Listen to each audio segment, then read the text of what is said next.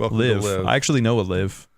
Oh, really? Yeah, freelance short video for editor. Olivia or Liv Tyler of Lord of the Rings, Peter Jackson. No, what's Tyler? Armageddon is my favorite. Liv Tyler. Oh, Liv Tyler. Oh, Yeah. okay, yeah. No, Olivia Oprescu, I think is how you say his name. Just putting it out there, huh? Yeah, nobody knows him. Classy. Yeah. Okay. Hello, we're here. Hi. Will is first, and Ziv is Clippy. Oh, yeah, we have a live stream, Lewis. We're here, the Full Nerd. We're in the pre-show. This is the pre-show segment of the Full Nerd podcast, where we're going to talk about PC hardware for sure. But before we get to that, I think we need to do a real quick tier list ranking of Tim Burton movies. Hold on. I got to say, I just downloaded a Windows 3.1 VirtualBox image. Guess how big it is? 3 megabytes. Michael, you have a guess? Well, I'm cheating because I know from the story that Microsoft Bob was 30 megabytes, so I'm going to guess 120 megabytes total. Alex, you got anything? Number of megabytes for Windows 3.1 virtual disk installed? 22. 22. Wow. Price Bob is Right was rules 30 than, megabytes than Alex one. compressed. Bob was bigger than the operating system Yeah. it was running on top of. Holy cow. No wonder people hated it. We probably only had 25 Wait, megabyte why hard we're drives going to back talk then. about this in the show? Why are you bringing this up in the show? We're supposed to talk about Tim Burton. I'm doing the background. Okay, we can talk about Pee-wee's I Big love Tim Adventure. Burton. Pee-wee's Big Adventure is an all-time banger. A. Or would you put it in S? Oh, Pee-wee's Big Adventure, S tier for sure. S tier? Yeah, I would what put do you Big think? Top Pee-wee A probably. I didn't like Big Top Pee-wee as much. You Yeah. wouldn't. You don't Wait, like but a Big lot of Top things that are Pee-wee big. it wasn't him. No, I know. Oh, I okay. was just talking about the Pee-wee. Mike? I'm going to abstain from this. I don't know enough about Tim Burton to really rank his stuff. If there was justice in the world, there would be a Pee-wee Herman cinematic universe right now. We would have a Pee-wee CU, PWCU. It sounds like something you don't want to stick into Urban Dictionary. No, don't Google that probably. But yeah, can you imagine 40 years of Pee-wee versus all the injustice in the world? Coming back with the sense of childlike wonder and glee on Voyage of Discovery across this great nation? Yes. It would be great. It would be cool. Yeah. And Cherry had gotten a movie too, probably. Yeah. We'd have a zombie movie. Actually, you know what? I'm looking over Tim Burton's library here. Spoilers, I'm not a big Tim Burton fan. But if Pee-wee Herman played the main role in all these movies, I would be back in. Beetlejuice is Pee-wee fantastic. Herman I'm going to go and tell you, as Beetlejuice. Beetlejuice, with the exception of the guy who ended up being a pedophile, pretty amazing movie still. It is aged very well. B. I'd give it a B. But if Pee-wee Herman were in it, S. Batman, the 1989 hold on. Tim Burton Would Batman. you want Pee-wee Herman to be Beetlejuice, or would you want Pee-wee Herman to be the Winona Ryder character? Both. Okay, why not? back in. Yeah, huh? Like this is in a room that has seen a lot of nuclear bad takes over the years. This is really rivaling a lot. But I'm going to say both is the answer. I can take that. Dude, I'm okay with that. I mean, this is something you could not actually do, but you could convincingly fake that with some AI deep fake and AI stuff thrown in. Yeah. That would be cool. Pee-wee Herman instead of Michael Keaton as Batman. Totally in. I think Michael Keaton was a horrible Batman. That movie I'd give probably a B as well. God, I'm going to throw up. So yeah, Edward Scissorhands. Edward Scissorhands is I would give that an A real quick, but with Pee-wee Herman, it would probably get demoted. I don't think Pee-wee Herman has the chops to play Edward. But maybe the mom. No, who plays the mom? I always forget who the mom is because she's somebody famous. It's not Catherine O'Hara, is it again? Kathy Baker. No. Diane Weist? No. Yeah, Diane Weist. Yeah, that's who it is. Yeah. Anyway, yeah. Mars Attacks with Pee-wee, that would be pretty cool. Sleepy Hollow with Pee-wee? Yeah. See, if Mars Attacks, if all the aliens were Pee-wee Herman, I think that would be pretty incredible. Yeah, that's pretty good. Yeah. Sweeney Todd. Yeah. Sweeney Todd. I'm not a huge fan of Sweeney yeah. Todd. But with Pee-wee. Hold on. You skipped over the best one. The best what? Planet of the Apes. You just blasted right by Planet of the Apes. The 2001 Planet of the Apes? The terrible one. I actually don't think I've ever seen that one. It is so good. It is almost unwatchable. It's so good. Does it have Pee-wee Herman? No Pee-wee Herman. Would it be better if it was Pee-wee Herman? I mean, it does have Paul Giamatti pretending to be an orangutan. So. Yeah.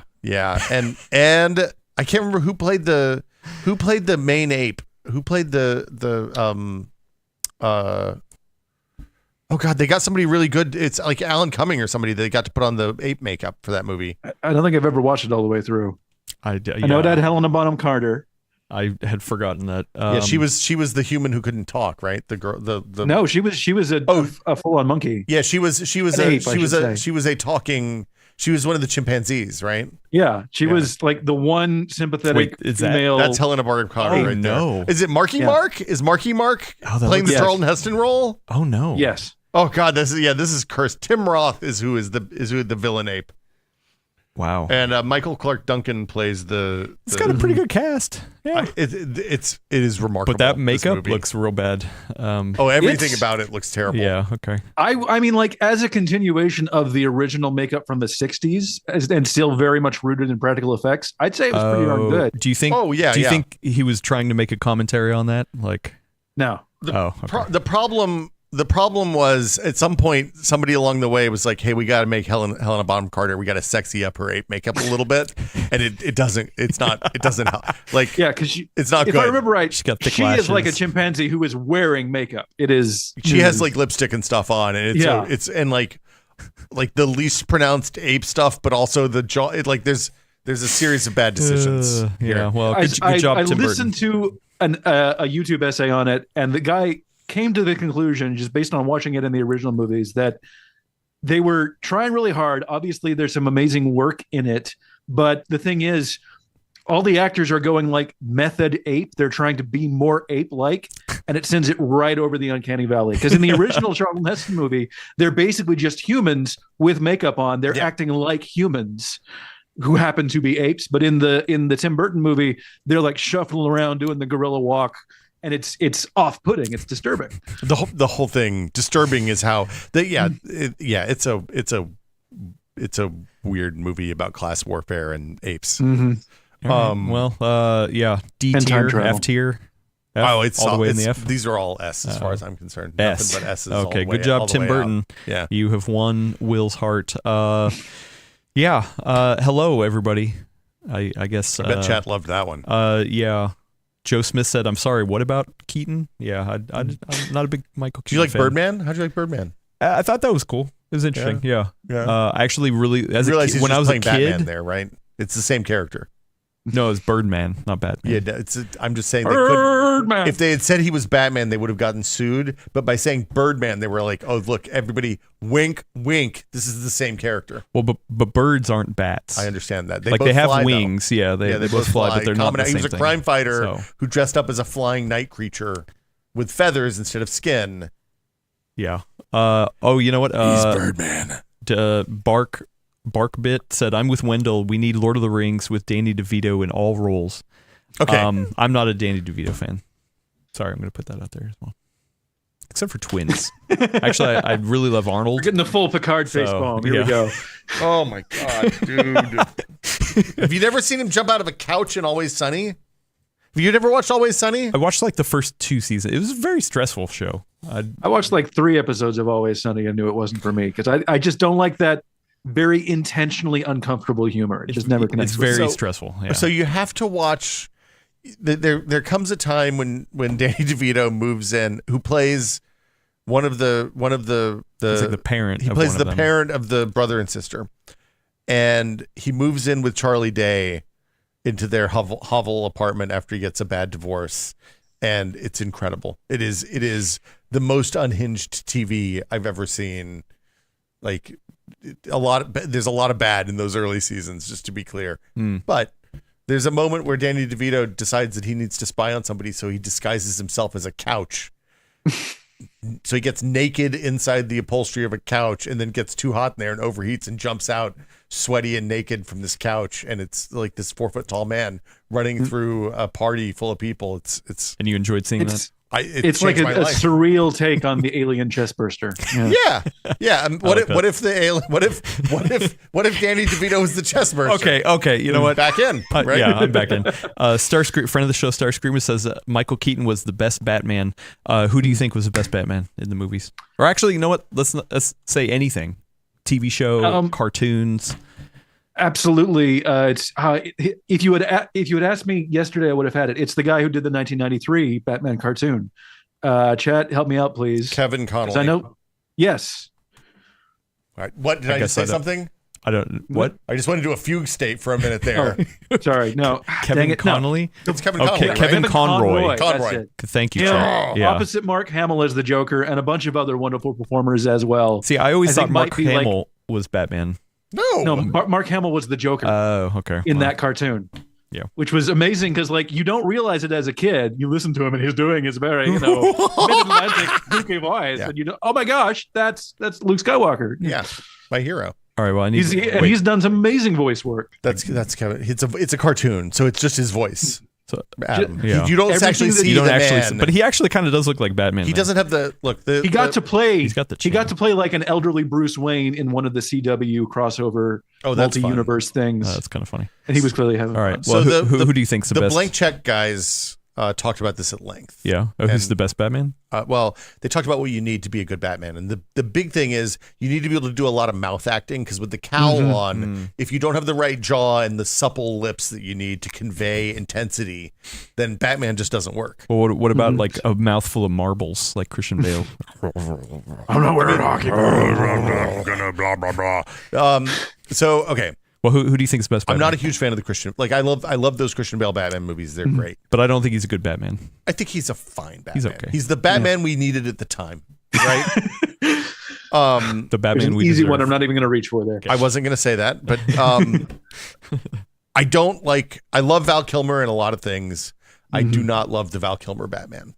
I think the Val Kilmer Batman and Batman Forever kind of iffy. We're coming up against a hot take. I can feel it. Yeah, I don't like. George Clooney, little campier than I'm looking for. And I think Michael Keaton, a solid number 2 in the filmic Batmans. Okay, so who's number 1? I like that guy from Twilight that's in the new one. I think he's a real good Batman. I can't remember his name. Alex, who's your favorite Batman? Who's your favorite Batman, Alex? Yeah, I would say not just Keaton as Batman, but I'd say Keaton made a better Bruce Wayne. Oh, okay. Really? Keaton is a good I thought he was Bruce a little Wayne. out there as Bruce Wayne. He seems like way more unstable than most of the Bruce Waynes in the other movies. I think he plays like late 80s woo though real good. Like he's like a Bruce Wayne who's probably into crystals and stuff because that's part of the cover, right? I mean you're definitely onto something because I feel like some of them I like as Batman and some of them I like as Bruce Wayne. Yeah. Like it's really hard to do both. Like Christian Bale is a bad Bruce Wayne. Yeah. He's a great Batman. I don't think any of them are S tier for me, but I would probably say George Clooney because I like how cheesy he is both as Bruce Wayne and Batman. Plus the suit had nipples. You can't argue with that. Come on. He's a mammal. It's not a Birdman. It's a Batman. Yeah, exactly. Duh. And also Adam West. I mean, it's hard not to say Adam West. That's probably my real number 1 with George Clooney second. And you know what? Not one of us mentioned Ben Affleck. Yeah, he was only Batman in 2 movies, that. and neither one of them was a Batman movie, really. So, well, no, there was the one where he fought Superman, and they made that story that was awesome in the comics bad, and then there was the one where he was really sad because Superman destroyed. Maybe that was the same movie where Superman destroyed killed a bunch of his people, and that was sad. And then there was the one where like the Flash couldn't fight real good, and Wonder Woman was really awesome, and then everybody else stunk. He was in that movie for like 4 minutes. So and then, I'm saying he was Batman with a feature role in 2 movies, neither of which was an actual Batman movie. So he's barely a Batman. He's Batman adjacent. You know when I believe that he was Bruce Wayne? It was when they were doing the promotion for that movie and the sad Ben Affleck meme happened. I felt like he really felt. That was while he was Batman. Well, he was playing Bruce Wayne in that scene right there. He's like, I can't believe I have to settle, be around these nincompoops. Yeah, I haven't seen those movies. I was in Good Will Hunting. Do you think it's worth watching? Oh yeah, you should watch them. They're terrible. They are really bad. Okay. And I don't usually like to watch bad movies. And to get the full impact, though, you have to first watch the Joss Whedon cut of Justice League. Oh, and then, I tried that actually. And then you have to watch the Snyder cut of Justice League. Oh no, that's what I tried. You are assigning like 12 hours of very bad movie watching, man. Well, okay. Here's the thing, though. when you're It's watching worth those, when you're watching those movies, and Wonder Woman comes on, you're like, oh man, this has good music. There's some good, like the choreography is suddenly good. There's fighting that's cool. They look like an actual superhero. She's there for like 3.5 minutes. You're like, wow, that was really good. And then it's back to the normal Drek. Yeah. So you really appreciate those high points. I'm just really glad that the Snyder Cut made it finally the aspect ratio that it needed to be. Yeah, finally, the internet found It's a like voice. 4 in different movies. aspect ratios. Look, that's a Chris Nolan thing too. He does that where you're ripping a Blu-ray of Interstellar and you're like, Well, but that's do I because squinch the other parts, or do I have the tall IMAX cropped weird? I don't know what to do. Yeah, I as somebody who has seen almost all Christopher Nolan movies in 70mm IMAX. Yeah, it's I great. do appreciate it when you get to there. Yeah, but watching Put it on my home blows. screen. Yeah. What I need is a second projector to project above and below the TV, so I get the IMAX bits. Oh no! What if we get one of those rollable TVs? You know that they show Just at pull it CES, out? and it like automatically adjusts on the fly for whatever ratio. Maddening. That would be so distracting. I would hate that. It'd be a cool a party thing to show off. I have to spent be like, hey, check this out. hours and hours adjusting my monitors and my desk setup to make sure they don't wiggle when I'm typing. That would drive me insane. Yeah. I will that. say What will you say? the Robert Pattinson Batman. Coming back to this. I sat down to that was a movie that I was like, when I had the flu and was a little feverish and was like, man, I don't want to do anything. Oh, that's why you what liked am I it? going to do? And I put it on. I was like, I'll watch this bad Batman. And then I was like, this Batman's pretty okay. And then I was like, Pattinson. But I think where he fell really flat Yeah. was Bruce Wayne. Like, I don't remember him being Bruce Wayne in that movie at all, which probably tells you something about the movie. So like the Batman, sure, yeah, whatever. But the Bruce Wayne part of it was like absolute trash. You didn't ask who was the best Bruce Wayne. You asked who was the best Batman. I really liked. I'm looking up his name because I don't know it off the top of my head. But the Paul Dano as Riddler, I actually like that. The deleted Paul Dano's scene pretty good. Was actually pretty good. Just in general. Yeah. Okay. Anyway, that's your hot takes for movies. Yeah. Tim Burton bad. Michael Keaton bad. Robert Pattinson, I guess, the best. Who Robert knew you were a Pattinson big fan of Twilight? Is a very talented actor. Everybody remembers him for Twilight. No, movies. the White House, Yeah. the Lighthouse. Yeah. Man, I love the Lighthouse, but also I heard, Is The Lighthouse the movie with the farting, or is that The Lobster? that's the Lobster. No, I think The Lighthouse has some farting too. That's got No, Lighthouse that's- doesn't have. do you know what well, the first- oh, it does have farting There's in other it, but stuff. it's not a joke. Yeah, Yeah, you know don't what the wear first, it as a joke. You don't. Sorry. Do you know what the first fart scene in a movie was? Wait. My Fair Lady. First, Eliza. Ben-Hur. Do you know, Mike? It's. Intentional fart. I'm gonna. I'm guess, sure people farted on movie scenes before this, but it was probably Whenever I covered out. I'm thinking of old movies and I'm thinking of farting and I'm thinking of The Big Friendly Giant, but I don't think they made a movie out of that anywhere near when I'm imagining it as like 70s or 80s. It's the bean scene in Blazing Saddles. Oh, That was the first one? That was the first time Really? farting was against the blue laws before then.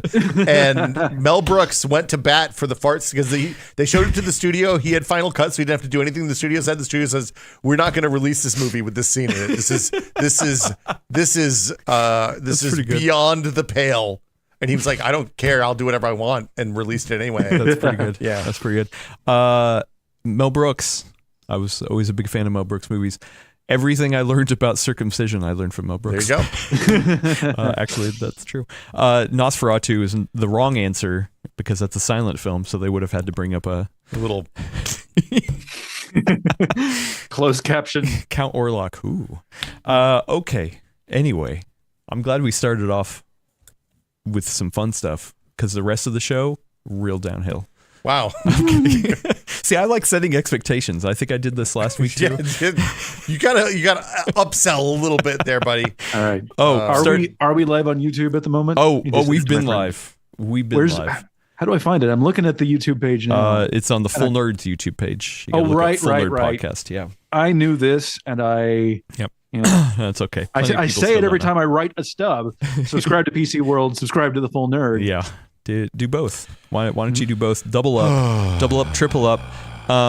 Yeah. So we're gonna start. We got Alex on the verticals and horizontals. Not only that, we also have a licensing issue with our music right now. So for fun, I actually have music intro music we're going to use that I actually think everyone's going to love. So it's like we always say here. Always be loving. Always be using it in music. Yeah. It's just a thing we say. All right, Mike, you ready? Do I need to do the ad read first? No, this is not ad read. sponsored. Oh. We're not sponsored today. I asked you if it Nope. was, and you said yes. You didn't ask All right. me that. So in the intro, I'm just going to shut up until you say, "Here's Michael." All right. Till we figure something out. Okay, let me prepare myself for the intro music. And yeah, are you ready? Okay, cool. So let me do the intro, Yep. and then you cut too. All right, here we go. In this episode of The Full Nerd, 5060s have appeared, and God, what was the other thing? Oh, Microsoft Bob. 10 That's out what it of was. 10. Okay, here we go. So ready for the music that I got that. Okay, here we go. In this episode of The Full Nerd, 5090s are dropping out of the sky, and Microsoft Bob is lurking. I think you said 5090. You said Oh, 59. 15. Okay. All right. Third time here. Here we go. Just He's a you flip professional. the digit upside down. Yeah. Okay. I'll get to this. Nice. Okay. Wow. We haven't had one of these in a while. Yeah. Sorry. So many bad Batman takes. He can't even do an intro I know, anymore. right? Yeah. Michael Keaton coming at me. In this episode of The Full Nerd, 5060s are dropping out of the sky, and Microsoft Bob is lurking.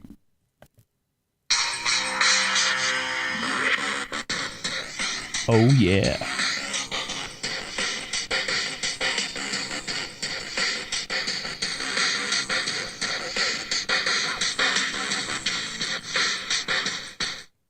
And welcome everybody to this episode of The Full Nerd. I am your fill-in host, Adam Patrick Murray. This is not the Maximum PC No BS podcast. We're just running that music just for fun, and because we're dealing with some licensing stuff. Don't worry, it'll most likely be back in a couple weeks. Anyway, I'm not alone. You're alone in a lot of things today. That is true. buddy. That is true. Watch the pre-show for that. But I am joined by a fantastic crew of people. I'm going to go to the internet first because on the line here we have one Michael Kreider. Hello, Michael Kreider. Hi, Internet. I am in you. Oh, goodness. And then here with me, right next to me, is one Will Smith. Hello, Will Smith. I don't know if I want to sit next to you after that pre-show. I feel like I've learned a lot, and it's all scary and bad. I didn't fart. No, I know. I do appreciate that. Yeah. And controlling the verticals horizontals is one Alex Estevez. Hello, Alex. What up, chat?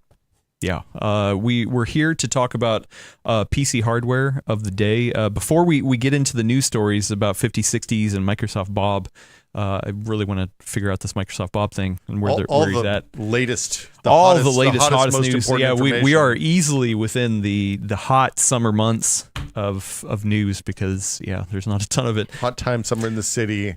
I did get something fun in for testing that I'll be doing the next couple weeks. I got in this minis forum BD790i X3D. Was this your pre-tariff purchase? Your last one? Oh yeah, probably. Actually, yeah.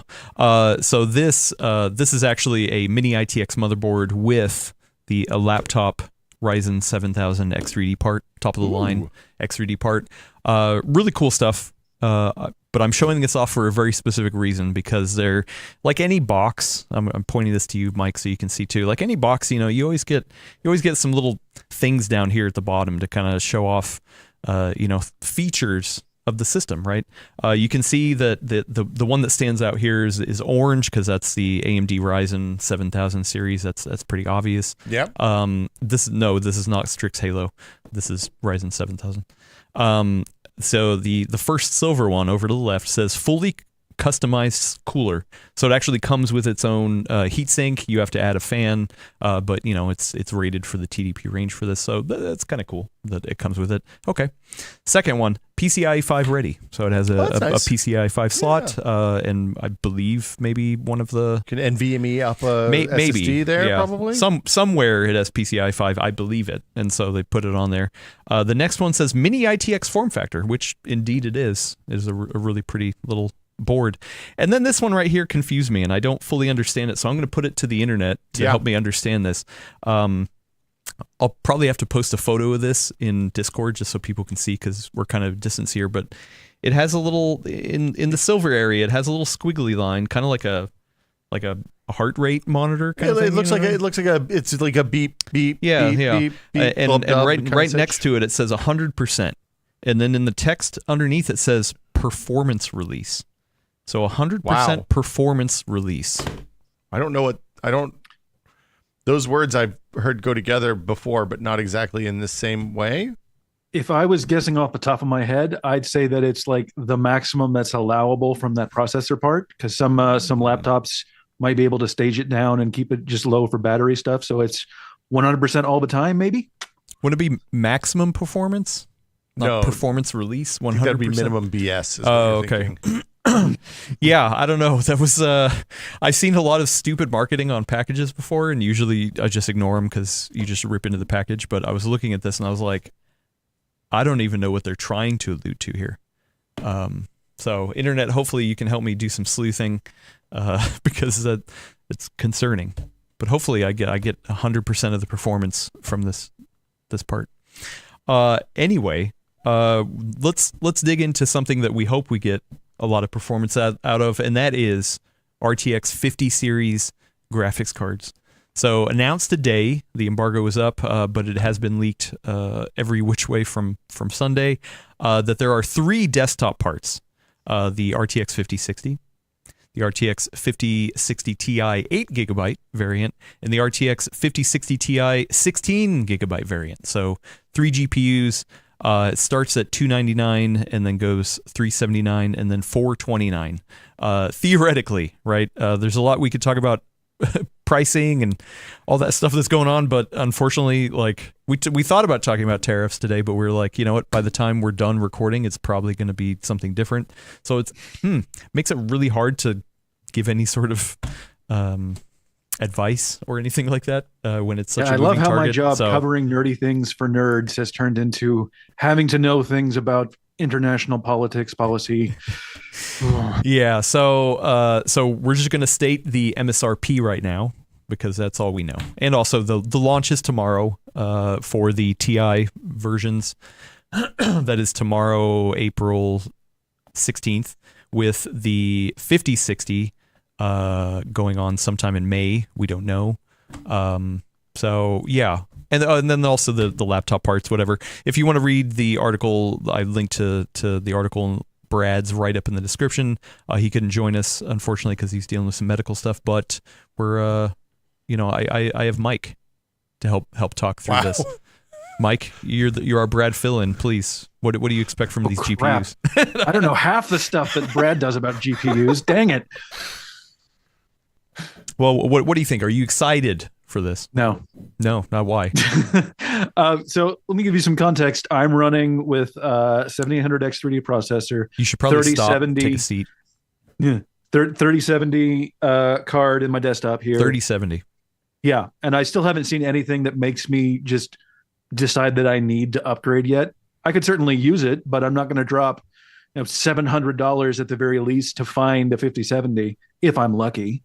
And even with what they show me with DLSS4, the bumps that they're putting up versus what I've already got is just not worth hunting down right now. So I'm not saying it to be flippant or dismissive, but no, personally, it doesn't excite me. Yeah, so there are some NVIDIA provided performance benchmarks over on Brad's story, so you can go check those out in real time with us.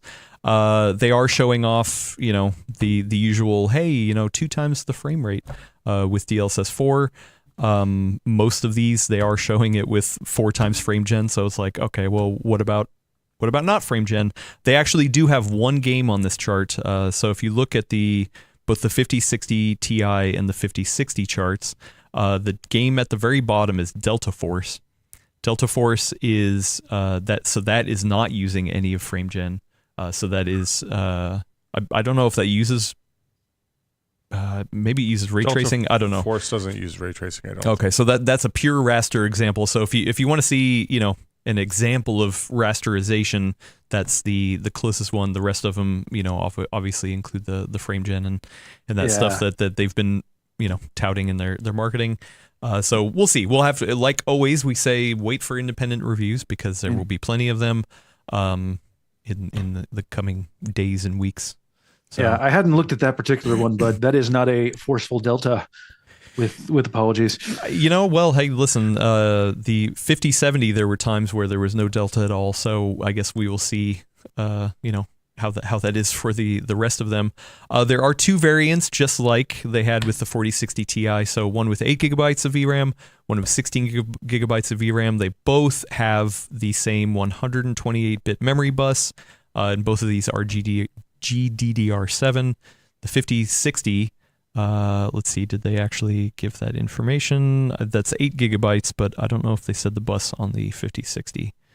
Let's see. Yeah, I'm not quite sure for that one, so I don't want to speak out of turn. But yeah, so in terms of MSRP and launch pricing, we're talking about a $70 reduced price over the 5060 Ti 16 gigabyte model, because that came out at $500, so $70 cheaper for theoretical MSRP, and then the 8 gigabyte version of the 4060 Ti was $400, so this one's getting a drop of $20 on that one, and then I'm not seeing the price for the 5060, so I don't know if that was included or not.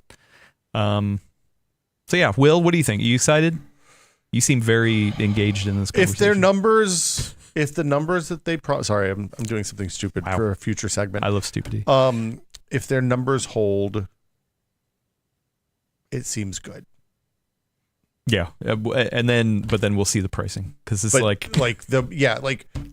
is it? And the thing is, if it's like the other cards that came out, they'll announce an MSRP, and then the cards 8 people will get cards at that price, and then everything else will be anywhere from 25% to more above that price. And I was talking to somebody this weekend who was like, yeah, I was looking for 5090s for work because I do GPU compute stuff, and I need to buy new GPUs, and you can't get 4090s anymore, and we need big GPU metal, and the price that they're looking at is $3,200, which is just insanity. Right. But also they what are you going to do? You gotta, I guess you gotta buy the cards. I don't know. Yeah. I don't know. Well, I mean, traditionally this is where the most of the market sits, is in the 60 class. Yeah. So it will be curious to see if it continues to be a great selling part despite all of the conditions right now. And obviously not all this lies on Nvidia and the AIB partners, because I'm sure they're probably not happy with it either. So in past launches, a lot of people were pointing to companies being greedy. I don't think this is always the case now. It's hard to really wade through those waters when you don't know if the prices are where the prices are coming from, or how they're going to change from moment to moment. So yeah, it's hard to be a little excited in a lot of ways. But I will say that, guess what? You can probably assume that, just like the other 50 series launch, is that don't think that this is going to be a revolution in terms of performance. This is probably, just like the rest of them, going to be a 40 series refresh. I mean. So. Look, the thing that you said is the important thing. This is the fat part of the curve in terms of adoption. When you look at Steam's hardware survey, you're looking at upwards of 5 or 6% for, generally it's 2 generations back is where the peak is, and then the older cards start to fall off and get replaced with newer cards. But right now, the 3060 is the number one card on Steam, or was when I looked on Friday. I don't know, they may have updated since then. So. They're going to sell a buttload of these cards, and if they actually are getting a 10 or 20%, depending on the game, without all the DLSS stuff, performance boost, that's pretty good. That seems promising. Yeah, and obviously the other part to talk about is the fact that this is the 5060 and the 8 gig version of the 5060 Ti obviously has 8 gigs of VRAM. So, Mike, what should you do with GPUs with 8 gigs of VRAM? I mean, I think you should play games at 1080p on them, probably. Wrong. Oh. You should throw them in the trash. Oh, we're throw them right, and you should never buy. Do not buy. Oh, here we go. Just kidding. like everything, rather than just saying do not buy, it depends. It depends. And I've seen people question like, oh my God, why are people still buying 8 gigabyte GPUs? Why is the 60 piece of the pie the biggest piece of the pie? Well, so, because guess what? That's what most people can afford. So like, rather than just saying, hey, you can't afford this, so don't buy it. Or you can't afford something better, then don't buy anything. I don't want to be that. I think we want to try to give at least, some options out there. I thought I knew you, man. I know. I'm sorry. There are other options out there, obviously from AMD and Intel. I do like that B580. I guess I haven't looked recently to see what the prices are. Can you still buy those? That. Are they available? You can, but last time we checked, it still has an increase in price associated with it. I mean, I feel like that's just going to be the way it is right now. Like the unfortunate thing is, given the global macroeconomic climate and the tariff situation, like there's no way to know what prices are going to be on stuff. Yeah, well, there is. So they're looking at Newegg, US Newegg. B580 there's a $380 one, $350, $340, $390. So there are ones available, and they are coming in at or under the prices for the TI versions. So which is inflated over the launch pricing and the MSRP. So not saying that's a good deal. I'm just saying, if you only have X amount of money to spend and all you can afford is that, then you got to look at your options. Also, it really depends what you play. Do you play at 1080p? Are you capped out at 60? Do you play a game that's 10 years old and that's all you play? Do you just play World of Warcraft? Or are you trying to play the newest and hottest, latest, greatest games? I just love World of Warships, man, that much. It's just where I'm at. Maybe we should see what the 5060 does in World of Warships. We'll see. If only there was a way to test that. If only there was a way to test it. Always be testing World of Warships. And Ruutu, yes, good point. There's always the used market. I think there's it's hard. I actually do wonder what's going on with the used market. We don't worry too much about the used market. I guess that's, not worry's not the right word, but we don't focus on it too much. But there are a lot of fine people who are focusing on what you can get. But once again, that it's hard because that really depends where you're at, not only geographically in the world, but also even regionally. Well, right? So the one thing I will say is that now there are whole generations of cards that came out after the mining stuff started to wane for GPUs. So like where I wouldn't under any circumstances buy a 20 series card or even probably a 30 series card used, because there's a high likelihood it was run at 100% for multiple years in a mining farm. I think the 4 series cards are probably safe in that regard. Also, I would bet the lower end of the stack was probably not as... That's entirely possible too, yeah. So who knows? Not quite sure about that, but yeah. Yeah. So, and then Retro Sean says all you can afford is a Series S. Actually, I don't even know what Series S's are going for. But no, you shouldn't just go buy a Series S. What is this? Xbox. A Series S. Xbox is still $250, aren't they? I don't think they ever went down. No, $300. Wow. Or you can get open box for $280. What a bargain. What a deal. Console gaming, here we come. I'm going to go and tell you, I, as an owner of an Xbox Series S that I bought to help test, so I could test a, what do you call it? A game that I was working on. Mm-hmm. It's not great for running games, guys. The Series S? The Series S, even at 1080p. It's a little underwhelming. Yeah. Well, hey, also depends what you want to play, Who knows? It's true. If you're just playing the hottest new Madden and you don't care about frame rate, that's true. Who knows? I don't know. What kind of games do you play, Mike? What are you rocking over here on your 3070? I'm sorry. We don't have to talk about it. No. Well, okay. Are you a World of Warcraft I finished up not Space Marine 2, the original Space Marine from 2011 or 2012. That's a good game. A couple of weekends ago. That's a good game. Because I wanted to play through it before I played Space Marine 2. So that's a pretty mainstream kind of thing, but I'm gonna embarrass myself and say most of the time when I'm playing games right now, it's either Fortnite or Hearthstone. Ooh, Fortnite! I've heard of that one. I love Fortnite. Yeah, Hearthstone. Because I've got other stuff that I'm doing. I'm grown up. I have siding to replace on my house. Dang it. Well, so here's a good question. I've heard there are a lot of people who play Fortnite. It's a popular game. You are a professional Fortnite player. No, I'm not. Yes, you are a professional. I was a semi-pro Fortnite player. PUBG player. No, professional Fortnite player Will Smith here. I have a question for you. Yeah, hi, hello. If you were to buy a 5060 with 8 gigs of VRAM, yeah, or even the 5060 Ti with 8 gigs of VRAM, do you think you could comfortably play Fortnite at 1080p?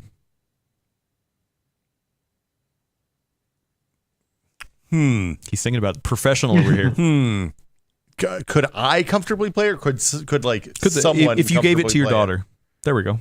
Well, she has a 3080 Ti. She's not going to sit down to this. Well, but listen, does she run Afterburner to watch frame times and stuff like that? She has a frame rate counter up. She knows what's going on. Well, okay, but that's different than watching. That's she knows different than watching wins frame games. times. Okay. It's frames. It's frame. Okay. Yeah. True. I think you can have a really good experience with a 4060. I know about the 4060, right? I've used a 4060. I've played games on a 4060. I think at 1080p especially, 4060 is an entirely capable card, right? I think you can probably get more card if you're not concerned with ray tracing on last generation at that same price point if you go AMD. But you lose ray tracing, and there's some, you're making some trade-offs there. You don't have DLSS and all that stuff. I think that an 8 gig card is probably fine at 1080p in most games. I'm kind of curious what happens when you run Indiana Jones at 1080p with the things, the bars all cranked up, and I bet it's bad. I mean, listen, I was able to get a 16 gig card to go to its knees on Indiana Jones, so I feel like okay, there you go then. Yeah. So I feel like Indiana Jones is the outlier. But that was at 4K, wasn't it? When we had the problems with Indiana Jones? Well, it had upscaling, so it was rendering at 1440p. Okay. Yeah. 4K, yeah. So, yeah, whatever. Anyway, the point is, it depends. It depends on what you're playing. I'm sure Hearthstone probably plays just fine on 8 gig. Hearthstone plays on my phone and looks amazing. So. Yeah. Blueprints. You can play Blueprints 1080p, no problem. 8 gig card. So yeah, I think it depends what kind of gamer you are. If you are somebody who wants to play the latest, greatest, brand new games like Indiana Jones and crank up all the visual bells and whistles, which I am that kind of player. You love bells and whistles. Then yeah, not only are you hurting now, you probably will be definitely hurting in the future. So part of it's now, part of it's future proofing. I hate that word. Why do you hate that word? Because I read a Maximum PC article recently about a future-proofed PC that you guys built in 2008. Was it future-proofed? No. Oh. Well, that was Gordon probably did that one. That wasn't me. Oh, dang it, Gordon.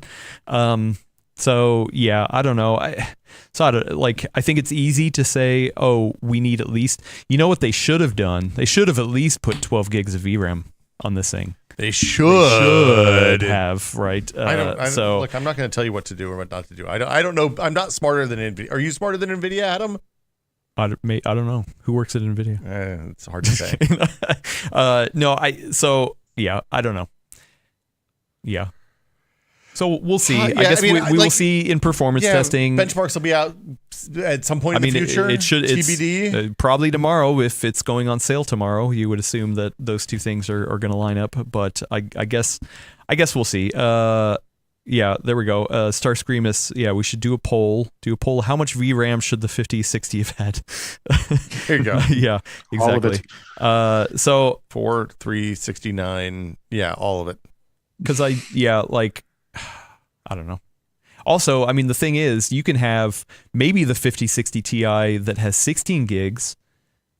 You'd be like, oh, that's awesome. It's got 16 gigs, but that 128-bit memory bus. This is that's the thing that scares me. So Brad and I don't think the video's up yet, but we talked about this a couple weeks ago. It'll be up in a couple days. Yeah, and that's a big part of it, right? Like there are a handful of games that really kind of crap the bed when you completely fill up VRAM. Indiana Jones being the notable example of that right now.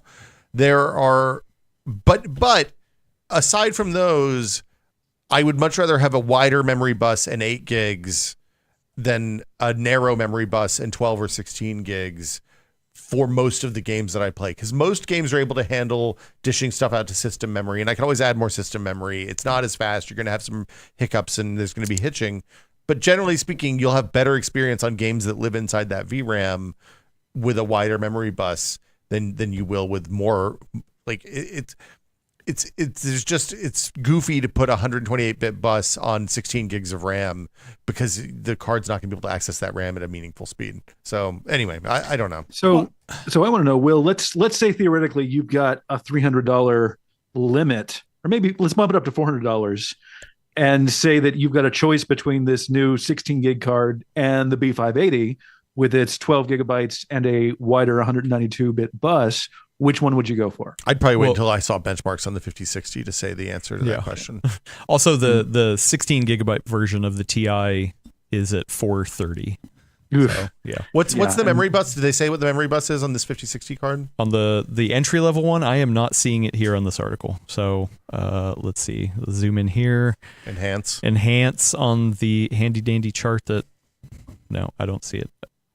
It just says 8. It doesn't say the actual. And bus it just width, says so. Yeah. So I don't know. I want to see. Oh, you know what? It looks like 128-bit bus. It looks like it's a 120-bit bus. Yeah. So it seems like they're limiting this card both on memory capacity and bus width, which feels bad, man. I'd like give us the juice, give us some speed, man. Yeah. So I think there's two things. If you're going to say you want more VRAM, which guess what, the 5060 Ti, there is a 16 gig version, and I guess we'll see how much that we don't know what the sells price versus the other one. It's like probably $1,000. Well, yeah, whatever. But then also the bus width, right? Yeah. So I do wonder. I've actually wondered this. Actually, should people be screaming? Should they be screaming about a bigger bus width or the capacity? Chad is saying that Hub says it's a 128-bit bus. Okay. Which, you know. So, yeah. That's probably 128-bit. So, I don't know. But the other question I have is, do you think that NVIDIA could have made a card here that people are going to be happy with them for at this point?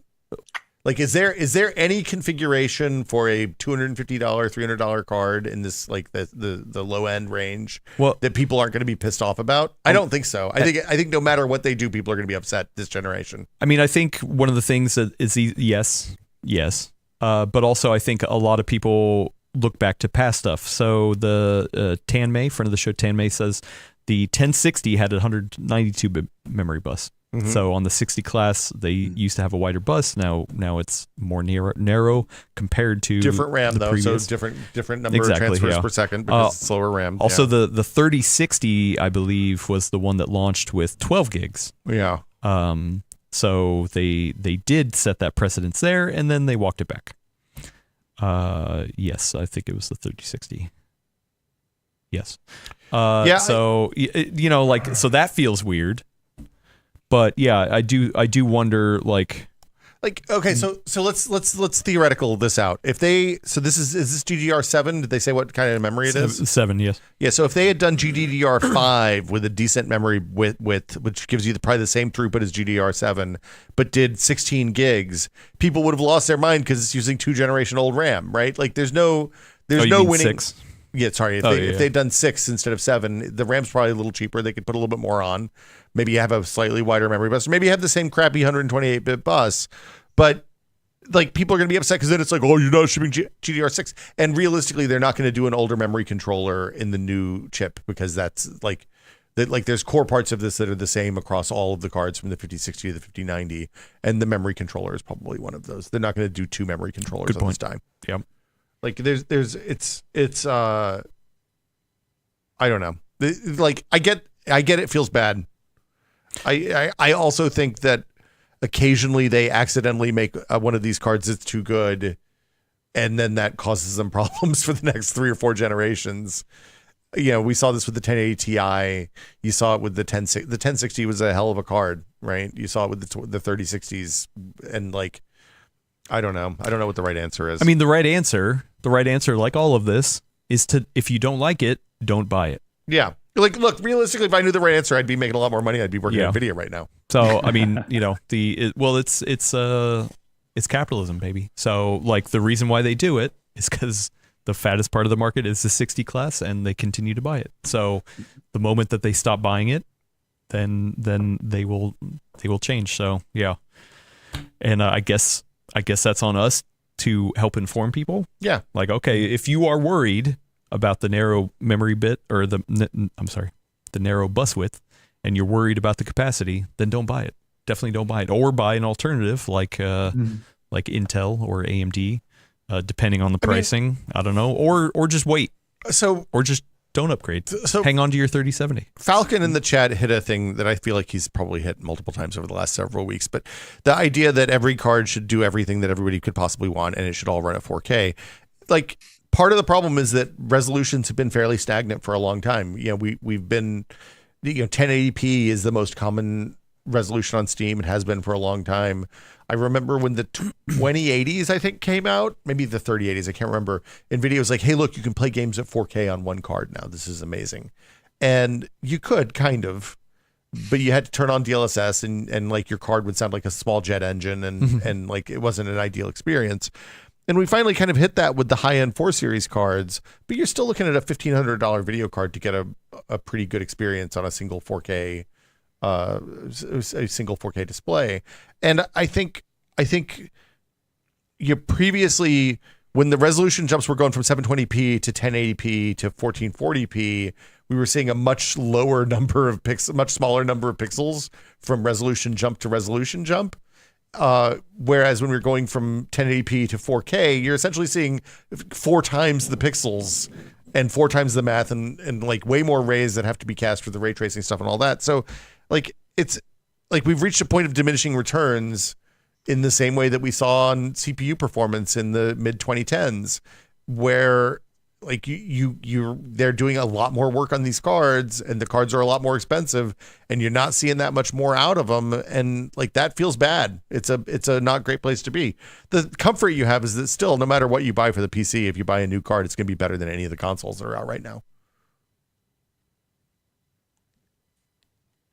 That's what I got. That's the best I could do. I was waiting for the Kool-Aid man to pound through the wall. The light turned off behind us out of nowhere. I don't know what happened with that. But I think one of the bulbs burst. That, like, hot take city happening hot here take. Right now. Yeah. I guess. You know what I think? I think Star Wars is overrated. George Lucas sucks.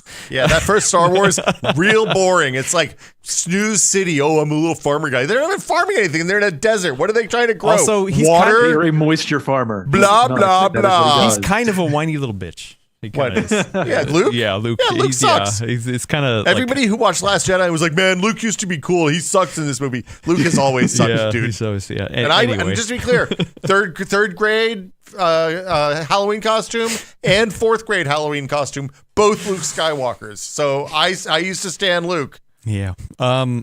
Anyway, so yes, we haven't done it. We're talking about when Elena comes back is actually doing one of our theoretical builds, like, hey, what can you get for $500 or $700 or whatever before dollars? or after tariffs? Yeah, well, I don't think we can do this as theoretical. I think we have to go to the store and buy stuff. Well, no, I think we go. What we've done in the past is go to PC Part Picker and just like build something based off of the prices that are in there. So those are theoretical. Those are actual prices. I want to come on there because I'm going to compete and just have like a gift card, a Visa gift card, and just say, do this with GeForce Now for 18 months or whatever. Yeah, well, I mean GeForce Now, or I mean or you're saying or consoles. I don't know. Like everything is kind of messed up right now. I don't know if maybe consoles actually might be the better way right now. I think let's go like the Steam Deck's probably the answer if you want to be real. Mm-hmm. But I think the actual answer is take your corporate card down to Central Computer and let's spec this thing out. Let's see what we can do in the screwdriver shop right there. There you go. I will say the Steam Deck is running into the same kind of stuff as people are yelling about an 8 gig 5060. Is that the latest and greatest games are struggling on it. Spider-Man 2 just got demoted from verified to playable on the Steam Deck. So you know what Valve should have done. They should have made a better Steam Deck 3 years ago. Yeah, exactly. So, I will say I had a weird Steam Deck problem for the first time ever this weekend. Yes, this is an aside. Sorry. Okay. Yes, I was playing Blueprints and I was like, wow, the frame rate is sometimes really good, and then sometimes it drops down to like 10 frames per second, and I was like, what's going on? And then I realized that the back of it was getting real hot. Oh. So I turned on the performance overlay and it was like, oh, your GPU and CPU are both at 90 Celsius. And I was like, that is too hot. Did your fan die? The fan was just off. Oh, why'd you do that? I didn't turn it off. I didn't change any. I'm Captain Defaults over here. I just run everything to defaults. So I sniffed the air. Well, I mean, you should, yeah. And it smelled like solder flux burning, which I was like, this is a bad smell out of the back. See, of the that's why you have to smell things. Yeah. So I rebooted it. I finished my day first because you can't save midday on Blueprints. It's a roguelike. Stupid game. Adam again doesn't represent the full nerd in this. So I restarted my Steam Deck and then the fan worked. The fan immediately was like, brrr, and it got cool and it was fine.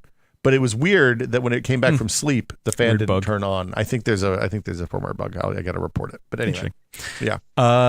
Anyway, I guess we will see when reviews come out. I will say that, and there have been others who've reported this as well. In the NVIDIA briefings that we sat in on, they were talking about how the 16 gig versions are probably the ones that you're going to see reviews of first, and for the 5060 Ti, and that you probably might not see reviews of the 8 gig version, which I think is not a good thing. No, that seems bad. Especially if it goes on sale tomorrow, you want to be able to see independent reviews for it.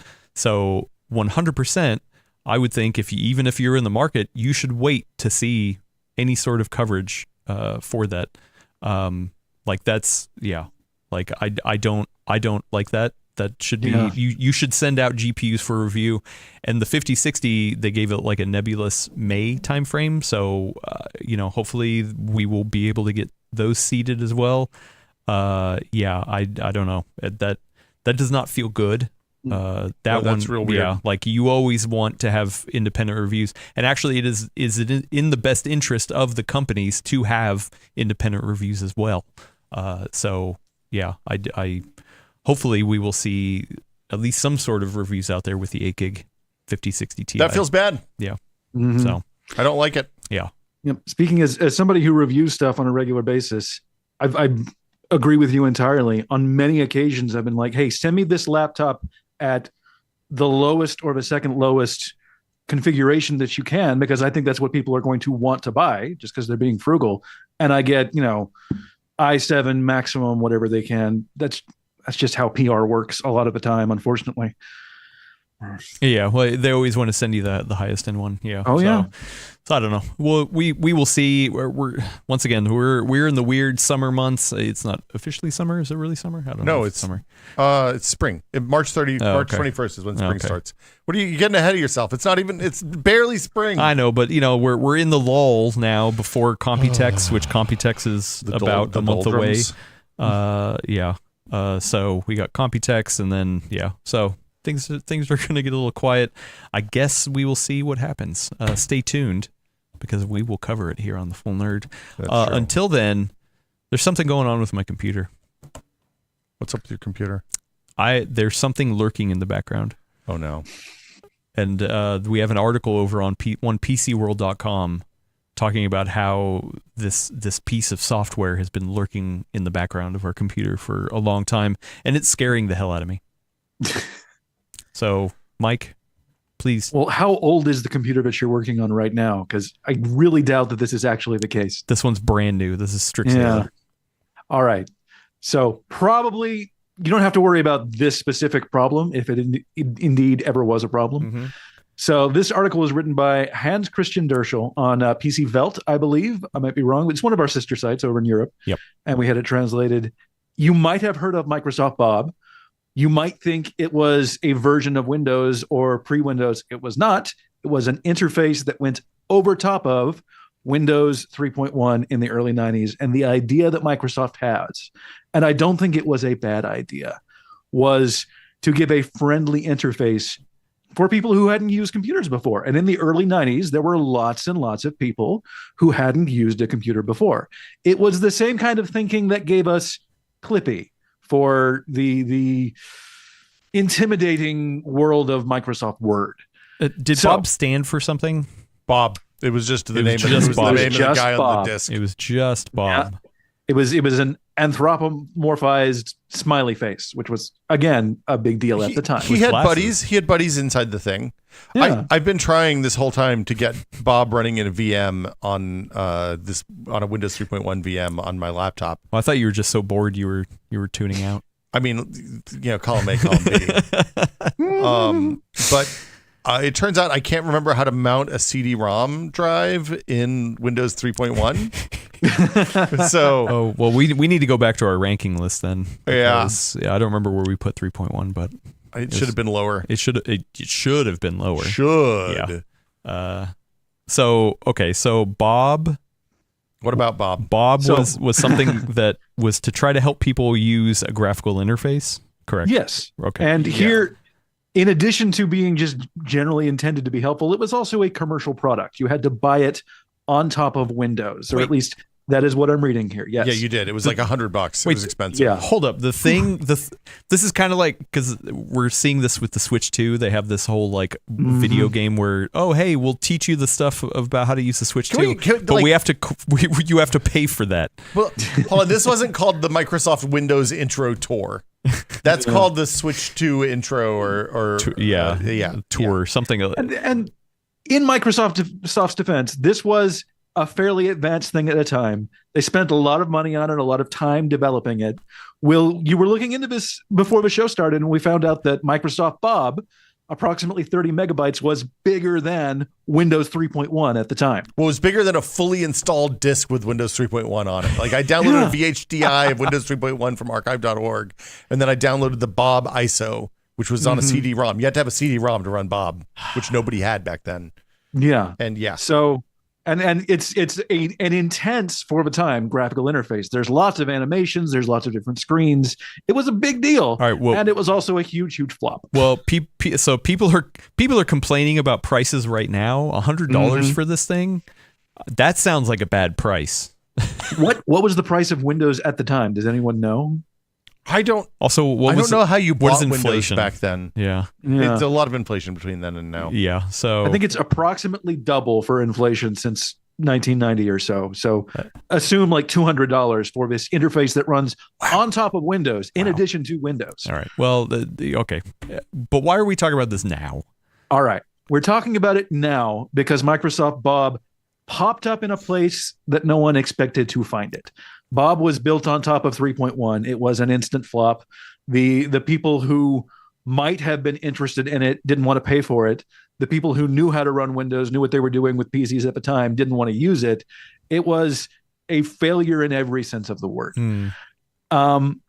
It did become a really long-running joke, which was a huge success for them. They weren't enough joke. Like back then, the best joke you could tell about Microsoft was doing $. And that was even early for that. This was Windows. This was Clippy. This was Windows ME before that, and it was even worse because even ME was at least its own operating system. So it was Bob was gone, dead, and buried by the time Windows 95 came out. However, it has apparently been hanging on, or did hang on, for decades, multiple decades in some senses, because it was hiding underneath the surface of Windows XP the entire time. Like Sam Reich voiced. Like you could have run it somewhere, or just the files were stuck somewhere and somebody forgot to clean it up. Oh, no. You couldn't run it, but it was not a forgotten thing. It was very intentional. Okay, here's the deal. Windows XP comes out in 2001. They release it on CD-ROMs. And it was at a time where it was difficult to download a full CD-ROM over the internet, but not impossible. So the transition from regular copy that floppy kind of physical piracy to full digital piracy was beginning to become practical for people. So Microsoft's executives or engineers or someone behind the veil thinks, all right, let's make this just a little harder. We've got 30 megabytes left on the CD-ROM for Windows XP. Let's fill it up just to make it so that when you download it as an image, it's a little bit harder, and we might dissuade people a little bit more. It'll take a few more hours over your 56K modem. That's interesting. So they intentionally threw bloatware in there to make the download size unappealing. Bloatware is maybe a little less generous because what it is it's 30 megabytes of encrypted files. That's all it is. And as it happens, the old Microsoft Bob files are sitting around at pretty much exactly what they needed. So they encrypted it and they threw it onto the disk, and it just sat there and did nothing. You couldn't run it. It was just filling up space. Literally, that's all it was doing on the XP release. Did anybody decrypt it? Like, has anybody like that era, encryption of that era? I would think would be pretty easy to apply the full power of your 5090 to and just blast through the password. If somebody did, then I haven't heard about it. If they encrypted it and realized, if they de-encrypted it and realized what that data was, not until at least 2008, because it was originally published in TechNet magazine, that somebody has recently uncovered this reporting. So for at least 7 years, nobody spotted this and nobody found Microsoft Bob hiding underneath the surface of at least some versions of Windows XP. Oh, that is crazy. Are there other stories like this? Does Windows 11 have? Yeah, there's got to be stuff that people either through lack of inclination or just lack of persistence. Because this isn't even an Easter egg, like one of those things of like, ooh, if you dug deep enough, you get some cool little Easter egg. From the developers. It reminds me of the little things you find out going through old animated movies. Like, I believe that the sea anemone from Finding Nemo is a modified version of Sully's fur from Monsters, Inc. So they were reusing those assets and adapting them into something new. This wasn't quite that creative or practical. They just had some data lying around, and somebody had a soft spot in their heart for Microsoft Bob and threw it on the disk. Yeah, does that mean my Windows 11 install has the Buddy Holly video from Windows 95 on there somewhere? No, I bet it has the Rickroll somewhere in there. They don't own that. They can't distribute. Are you kidding? They'd get. Considering the space requirements, maybe was it Windows 95 or the version of Office that they had the Friends actors do their was an ad. Their guide through. Hey, look at all this awesome stuff, and you can use the internet, eh? And it was like 30 minutes of guide for these very notable actors at the time. I wouldn't be surprised if that is hiding somewhere in some files. That would be hilarious to like show you around the operating system, but it's not actually accurate anymore. Hey, Monica, what's up? What's up with the file explorer? Could I have any more files? I don't know if that was actually in. That was pretty good. That was pretty good. I didn't watch rest in peace, Matthew Perry. That's a trip. Yeah, just a weird little aside. Since it's the slow news months, we saw that article and was just like I'm desperate for anything. Please give me a story. But also, it's genuinely fun. I didn't even know what Microsoft Bob was, or if I had, I'd forgotten about it. But yeah, that is interesting. So you weren't able to get it to work? I'm working. I'm real close. It turns out getting a CD-ROM drive to run on a virtual machine in 2025 for Windows 3.1 fairly challenging. So Matt says you put the shiny side down. Oh, that's good. Very helpful. Thanks, Matt. So you put the shiny side down. That's how you appreciate that. We'll do a video. video. Extra space stuff on there. It reminds me of when we were transitioning into discs for consoles, and they didn't know what to do with all that amazing space. So for a lot of games, if you put like a PlayStation or a Dreamcast they game put the soundtrack into your computer or a CD player, it would do something else. I remember it was Skies of Arcadia for the Dreamcast. I put it in my CD player, and the characters, the pirates from the game, was like, hey, you put us in the CD player. That's wrong. Put us in your Dreamcast so we can play. That's funny. Oh, yeah. that was fun. Like yeah. One of my favorite games of all time, Castlevania Symphony of the Night. Same thing. Alucard would come on and be like, you inserted a... I don't remember what he said, but yeah. I'm installing Bob right now. It just asked me for my name, and then it was like, hey, do you want to sign up for OneDrive? Oh man, ahead of its time. Yeah, they knew what was going on. Ahead of its time. Bob is a service. My Bob. I need 256 colors to look its best. Oh, you don't have enough colors, man. I need a video driver. 8 megs of memory. Oh no, you mean 8 gigabytes of megabytes. No, of memory. megabytes. I'm sorry. I'm installing it into CMS Bob, and it's got a smiley face with glasses on. That's how you know he's a nerd. That's funny. Nerds. So anyway, Start Bob automatically when I start Windows. I'm curious to see this myself. So because number one, I don't know how to use Windows 3.1. Nobody does anymore. Number it's two, impossible to know. Yeah. Number two, if Microsoft Bob does the intended that it's supposed to do, then then I'll learn through. I might be glory. imagining this, but I swear a few years ago somebody got the Bob interface up and running on a website, and you could try it out. I looked for that. I thought I Oh. remembered that too. I couldn't find it anywhere. So maybe Okay. Bob can't. The raw power of HTML5 is too much for Bob. That's funny. All right. You know what else is funny is questions. There's a lot of good funny questions. We got some funny ones. Okay. Yeah, like I'm gonna rate them on Like a scale. I'm gonna those. rate each question for funny on a you scale of should. 1 to 10. You should. There you go. I like it. Do you use a full scale or do you use half points? Do I look like PC Gamer? Am I gonna do 1 Wow, 0 to 99? beefing PC Gamer over there. Anyway, if you got a question in the chat right now at the Full Nerd Podcast, but if you're listening or watching this later, there is a link in the description over to our fine Discord with a channel called Full Nerd Questions. You can put your questions in, and we will hopefully read them on the next show. So I am going to go back over. Okay. I forgot to mention earlier the VC Jester. This is not a question, but VC Jester had made an Adam West version of Brad Charkis, and he says that is the best version of Batman. Here you go. I don't think you've ever seen pretty this. good. That's Holy pretty good. cow, Please that's show that to me. amazing. Oh, you I haven't need to seen see this? this. Oh, okay, No. yeah. Let me. Wow. I'll share this in Slack because this is hilarious. He captured the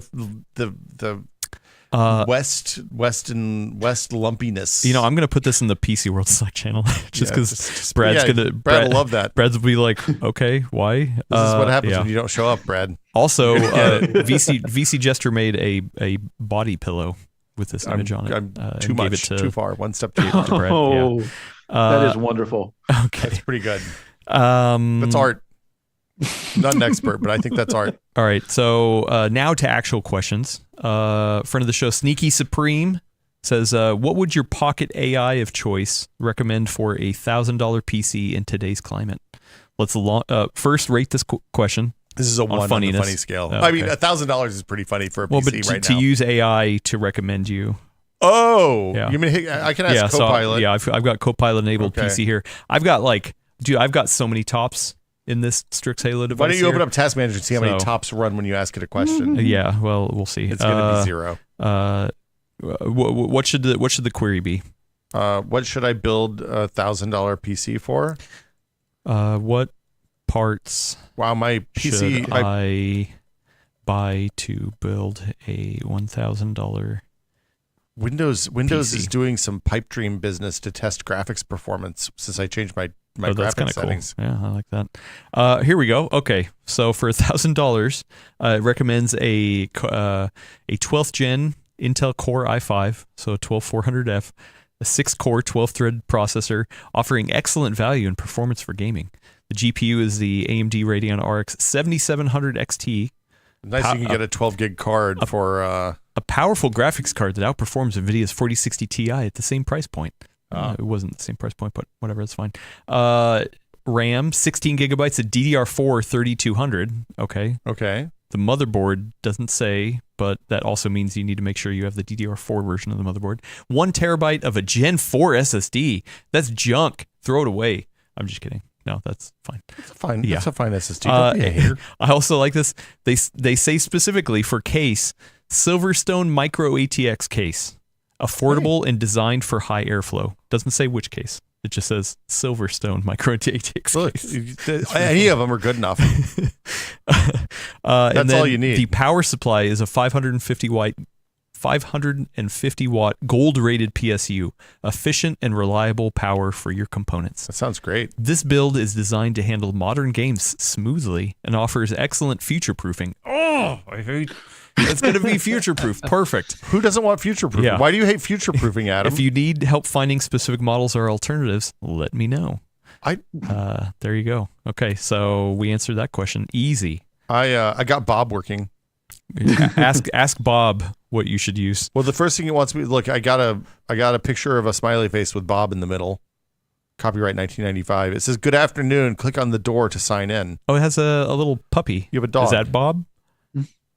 Click Maybe here the puppy is if your Bob? name isn't on the list. My Why is name's the not on cursor list. like a cartoon hand? Because I'm clicking a button with my finger. It's and they invented touchscreens here. Well, but it has like the little black stripes on it, kind of like Mickey Mouse's glove. Mm-hmm. Is that just how you? Look, the artist made a They hand? wanted to have some negative space. Ooh, so you they got to had put create your a positive full state. name I prefer to be called. Last Toledo. name, hometown, birthday. Man, they're really asking for a Smith. lot of questions Do here. they want my social Well, hey, security number? Yeah, right. Bob is asking you for your name and how you identify. That's very modern of somebody from the 90s. It's already crashed. Oh, did it crash? Oh, Ooh. psh, waste of A $100. GPF in module U extra.dll at 001. It's a really low address. Also, So Ziv says I need to tell AI that it's 2025. Dang it! All right, well, it's because I set up in. I think it's because I set up in. yeah, I set the mode to hot dog. hot dog. Okay. Next question. Ivan R, friend of the show, Ivan R asks, "Is there any tariffs on GeForce Now? How would you rate that on the funny scale?" Again, I'm going to give that a 1. Wow, again. people are batting real low These here. aren't funny. You told me they were funny questions. No, I don't think there's a price increase for G. I don't know. I haven't looked at GeForce. There Now. was recently, but it's as far as I understand it, that wouldn't affect things if you're in any way serious. Yeah. I would assume GeForce Now relatively immune to price increases, but maybe not. I mean, they got to bring those GPUs into the Who states. knows? No. Yes. Well, do they? Do you think that like Jensen's You're right. loading up the company plane with 5090s when he comes back from Taiwan? Who knows? Maybe. It depends on if there's any crossover between the crazy AI data centers and their gaming stuff, and I would assume that there is not. Oh, see, I think there actually is. I think that the GeForce Now stuff is they're selling slack space in the AI data centers. Yeah, I don't think they're running on actual GeForce cards. Yeah, I think they're data center parts. Yeah. Well, yeah, but they advertise. I think the top end now is a GeForce 4080 equivalent. Equivalent. It doesn't tell you like exactly what the part is, Yeah. but it's saying these are the graphics you'll get. Yeah. All right. So this is not a question. We got another comment. Everyone just throwing comments in the question channel. I don't like that. Friend of the show, Great Mighty Daddy, said, just a comment. I know the crew has discussed the Maximum PC Dream Machine in recent episodes. Wait, hold on. Let me bring this up. Oh, nope, the wrong one. Nailed it. 10 out of 10. And now it's time for Gordon Maung's Rant of the Week.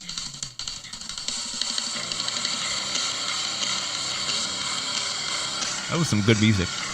Yeah, Jeremy Williams. Shout out to Jeremy Williams who made all of our music for the Maximum PC podcast. It was good business. Also, did you know Gordon cussed on that podcast? It's more that Gordon. Generally, fuck you. Heaven So, forfend. next year. I was amazed when you started this podcast and I came over here and the first thing I did was probably drop a couple F-bombs and you were like, beep, beep, beep. And I was like, wait, you have a podcast with Gordon on it and there's no cursing? It's like, this is a serious business publication, not your Maximum PC. Also, you can't bleep Gordon. Come on, you can't bleep Gordon. Anyway, I was a little worried taking him to Computer Chronicles, but being honest. However, if memory serves, I believe usually a month or so after the Dream Machine issue would drop, there is also a feature on the Lean Machine. I sometimes found this more interesting than the Dream Machine itself. Okay, so the point of the Dream Machine was to make something stupid, right? We were trying to make something that was over the top and ridiculous and stupidly awesome. Yeah, stupid cool. Like a supercar, right? What we specifically were like, I mean, I wasn't there at the beginning, obviously, but the way it was pitched to me was this should be the supercar of the PC world. This should be PC something world? that's the PC space world. Yes, see, we're PC world, no space. Quiet you. So the point was to make something ridiculous, right? And to build something that was novel and exciting and was unattainable and was special as a result of that. And often that meant we put a bunch of stupid hardware into it. But sometimes it meant we got like early access to new video cards. Sometimes it meant we had early prototype CPUs. Sometimes it meant we had just weird hardware you couldn't normally get or wouldn't be able to buy for ages. And we drew the line at stuff that didn't have performance impact, right? So like the paint job. Well, no, the paint job, good paint job definitely makes it faster. Duh. We would do things like when people came out with network processing units, NPUs. Wait, I've got one right here. You got a Bigfoot in that I've got thing? a real big NPU. No, that's an NPU. I'm talking about network. That's for neural processing. I'm talking about for network. When they came out with network cards that were for gaming that would decrease your latency in games, and then when we test them, they didn't do anything. We didn't put that even though it was more expensive. Like we had standards. The Lean You Machine. didn't use killer Wi-Fi with the big branded Blade logo. Look, one of our big web hits in like 2008 or 2009 was how to swap out your M2 killer Wi-Fi card for something that actually connected to Wi-Fi reliably. People loved that story. They're better now, but there was a time there where they were like you'd go to a hotel someplace, you try to log in with the killer Wi-Fi, and it was not killer. Spoilers. The takeaway, though, is that people complained about this because a lot of people didn't get the joke. Because especially this may shock you, but the kind of people who read PC magazines in the early 2000s and then write into them often don't have very good, well-developed senses of humor. Wait, you mean like our Discord chat with I the think questions? Our Discord chat is great. No, you're giving everyone a 1 out of 10. Well, you told me there were any funny questions. You got to set the tone. So we came up with the Lean Machine in like 2002 or 2003, and it was the idea that like this was actually the value. Like if you want to build a really nice high-end PC on the lowest possible budget, how would you do that? And usually that was $1,000 or $1,500 back in that time period, because that was a reasonable price range for a good. And they complain PC. about parts now. Yeah. Back in my day, look, we didn't have any $2,500 video cards back then. Okay, video cards were $300 as God intended. But yeah, so it was. but then you put 2 of them in there, or 3 sometimes. Yeah, true. For easily 1.5 times the performance. It was a great value.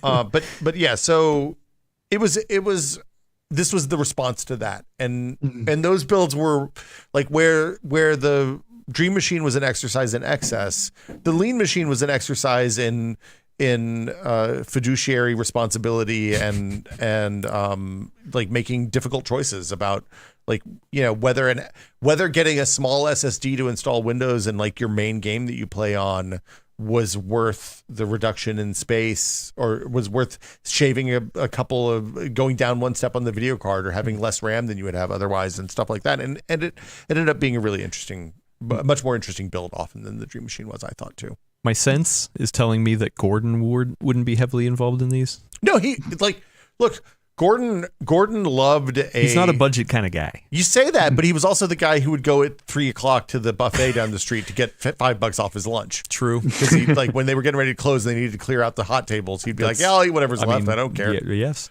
So I think the supercar comparison is extremely relevant, because it reminds me of reading Motor Trend, and they'd always, they'd have 2-page spreads on whatever the latest McLaren was, which is fascinating to read, and you love to see that kind of stuff. But most people, if they're looking for a car, even if they want a fast car, they're practically choosing between like a Mustang, a Camaro, and a Miata of whatever your time period is. And maybe, you can put $100,000 worth of parts into a Mustang if you want. But at the end of the day, if you've got a budget and you're looking to have fun with a car, that comparison is going to be far more relevant to you than whatever they're building in Italy at the time. And so, as someone who's very engaged and wants to make a decision with what they want to do with their money, I can see how the Lean Machine is far more compelling and actionable. Yeah, and so Gordon did a bunch of those. Gordon, often those would be a project that was led by the interns or led by the associate editor and then supervised by Gordon. A couple of years we did them at the same time. So we'd have the Dream Machine and the Lean Machine in the same issue, which was it turned out to be a practical challenge in terms of like studio time to do all the photographs and everything for everything. But it was always an interesting project.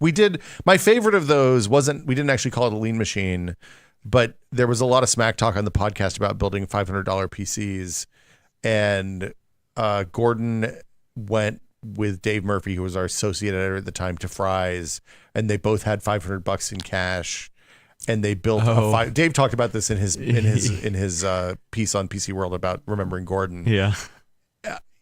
They had $500 cash. They went to Fry's. They bought the best PC they could put together for $500. And I'm going to go and tell you, Gordon wargamed that thing out. I mean, they both wargamed it out real hard, but Gordon was like, I have to destroy this kid, right? I have to put him in the ground.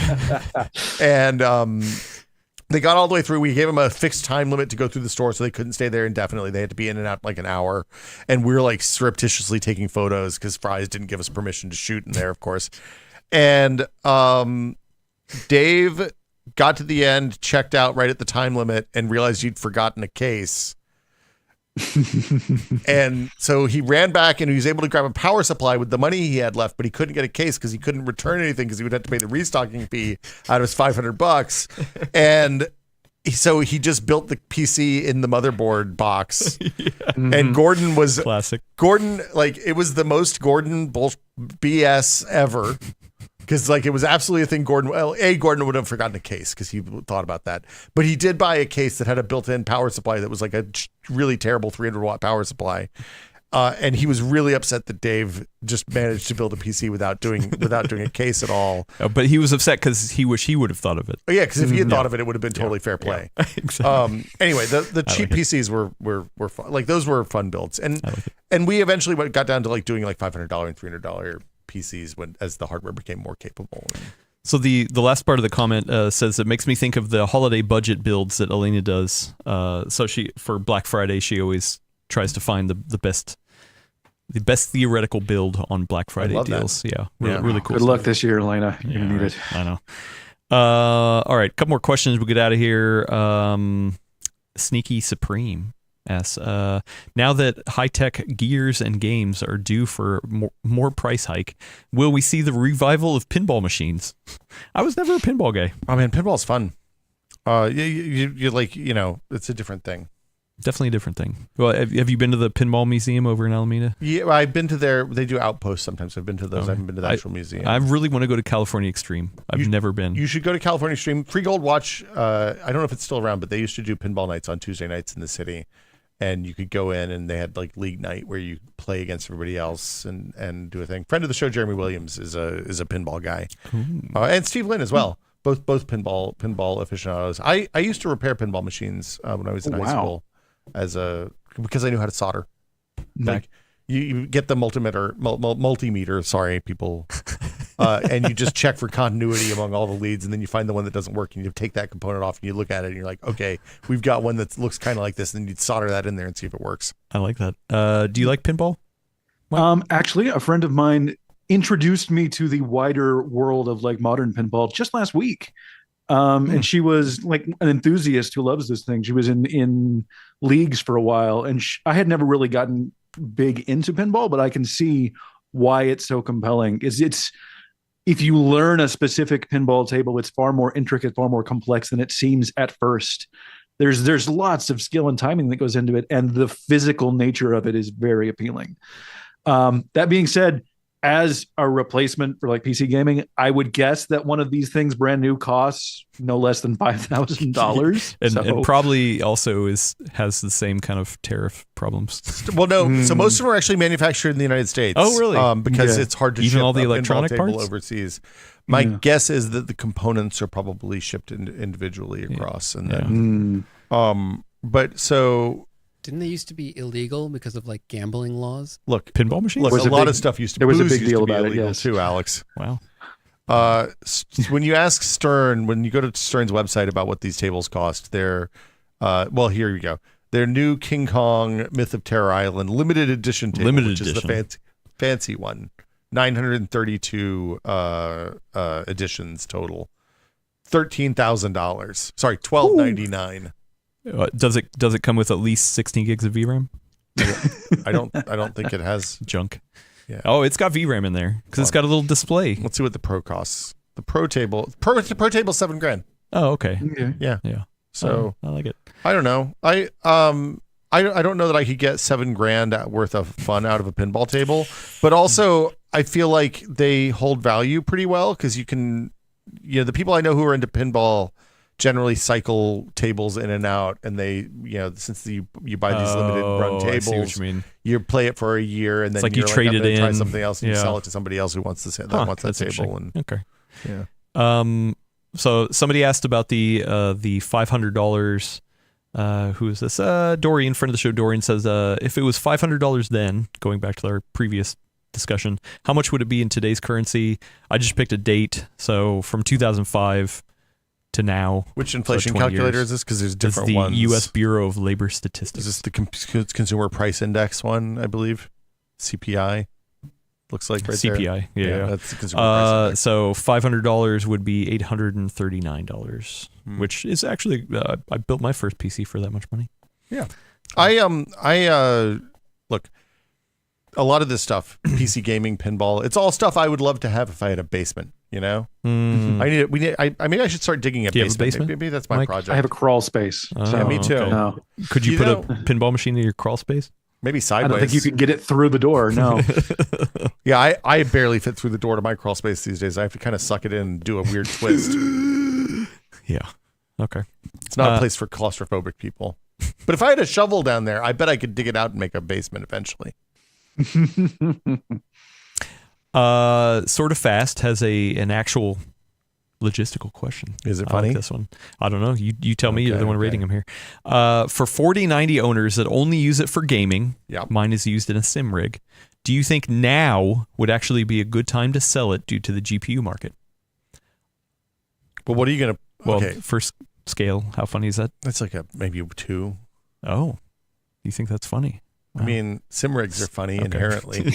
And they follow up and say, I had thought about just consolidating to triple 1440p monitors versus the kind of over the top triple 4K monitor TV setup I currently use, and have a 7900 XTX in another machine that they can repurpose. So, you know, So they're that's thinking nice. the That's nice that you have, aftermarket on you the know, 4090. nice, really high stuff. But I mean, it is a good question. Is now the good time to try to sell your GPUs? Because I mean, if a lot of people are looking at the used market, I don't think your 4090 is ever going to be worth more than it is today. well, let's say what's a good indication? Do you think eBay.com? I don't. Do would be- people sell stuff on eBay like this? I don't know. I don't know where. I mean, feel like you could- this is I'm a sure there's a Facebook 4090 marketplace on here. situation. RTX 4090. Yeah, it's Well, the let me see. autocorrects. Yeah. And then how do you There you go. filter by? Sold. It's down here on the left at the bottom, I believe. Welcome like to our new recently segment. sold. Adam and Will use Yeah. the internet. No. I do have to Google how to find the recently sold items. stuff There we every go. single Show time. only sold items. Okay, There you so go. 4090 Supreme Liquid just sold for $2,300. A Gigabyte Gaming 4090 just sold for $2,200. Are these new in box? Doesn't say. Okay. This one is not. That one is that's definitely open. not. This one Maybe it could is. be, but probably not. 4080 Super for $1,400. Garbage. 4090. Oh, that's the same one.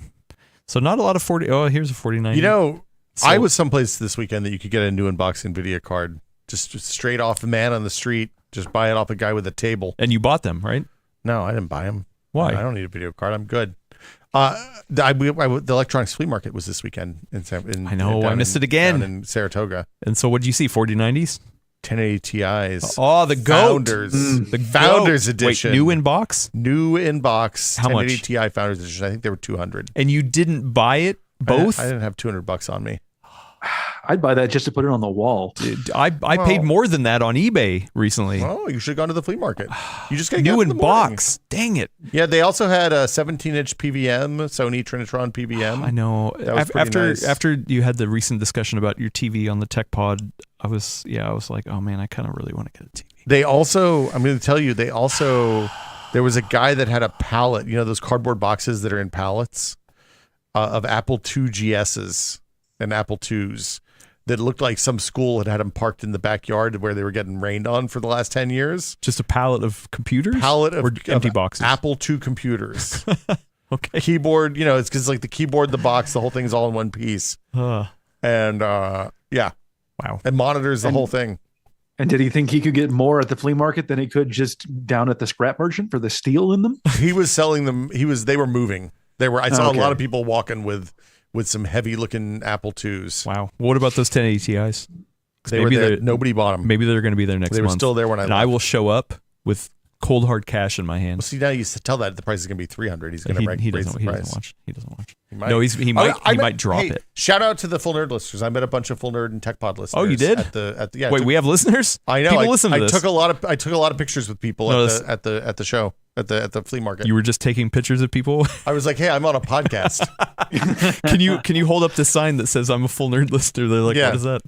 Yeah. Hey, are you a full nerd? And they were like, I just had a donut and some coffee, so I'm pretty full, I guess. I don't know. That's funny. Yeah. I get that too, Will. Yeah. Oh man, that's harsh. Oh, womp womp. Okay, well, yeah, Mike, what do you think? Do you think now is a good time to sell what you have and downgrade to maybe something you have in storage? I mean, that entirely depends on what you want to do with it. It's kind of like the housing market is like it's way up. I could sell my house right now and make some money, but then I wouldn't have anywhere to live and I'd have to do that sort of thing. There's so many different factors in play. I don't think we can make that determination for you. I'm sorry. If I were selling one card, I would sell the 7900 XTX, I think, probably. There you go. You think so? I think the 4090 on the Multimon, I think you're going to have a better time with the racing games on Multimon with the 4090 than the 7900 XTX. Well, but let's see how much a 7900 XTX has sold for on eBay recently. And then they threw in that they were going to downgrade to 1440p versus triple 4K as well. So yeah, I do a lot of testing before I made any call there. So 7900 XTX, is actually not going over MSRP. 4090s are going over MSRP. Yep. The 7900 XTX is pretty much just going like around $1,000. There's one for 1,200 that got sold. Look, the other thing you could do is keep the 7900 XTX, sell your monitors, get a VR headset, and then be a VR sim sled guy. And then I'm going to assume that if they're a serious like simulation person, they have considered that. Yeah, because that like if you want to see the place that people are real excited about VR, it's loading up your iRacing.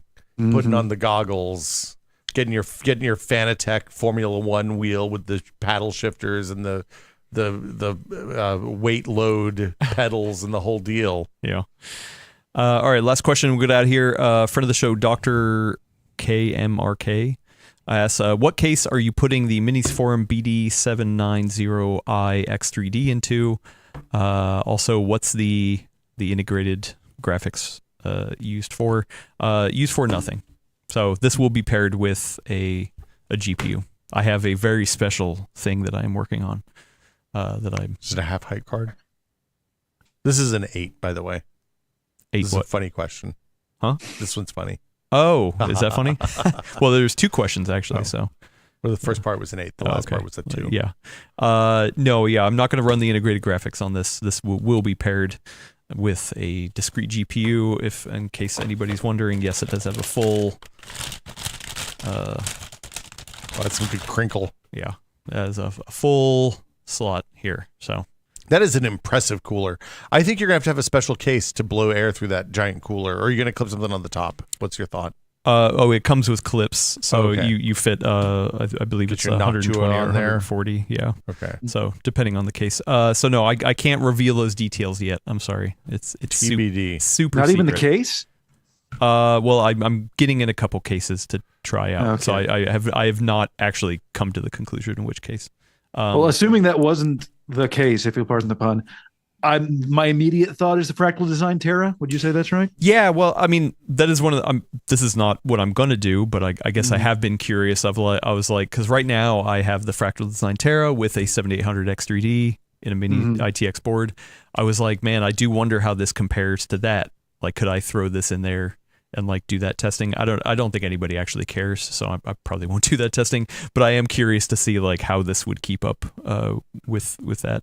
Because yeah, I mean, like this could be a cool little solution for somebody who's like, you know what, I want to build a mini ITX form factor. Is there RAM? Oh, that has SODIMM slots. It has SODIMM slots. It also has room for 2 NVMe SSDs, and it has an integrated cooler there. This episode is not brought to you by Minis Forum, but yeah.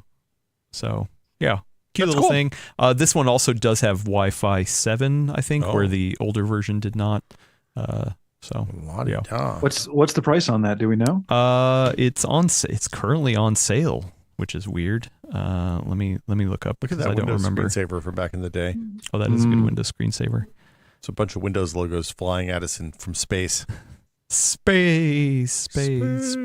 Sorry, it's going to take me a second to get there. I believe I paid. Oh, yeah. So it is on sale. That is the wrong one. For $600. Oh, this board? Yeah. So, Not bad. which once again is just the board, the cooler, and the obviously so you need the RAM, CPU. a power supply you need- case, and a video card, maybe. Well, Maybe. and storage. And No, and you a definitely want a SSD. video card. The integrated graphics in here is not anything special. So, but you can get the non-X3D version for actually even cheaper. That one is $463. So anyway, cool stuff. Retro Sean, friend of the show, says Kit Guru Leo, good old Leo, just bought that same mini ITX board. Yeah, cool board. We'll see how it goes. Anyway, I'm going to take this off the table and say, yeah, that's the end of the show. We're done here. We did it.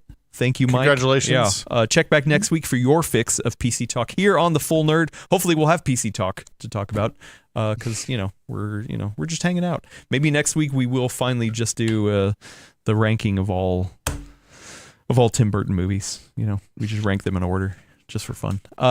Yeah.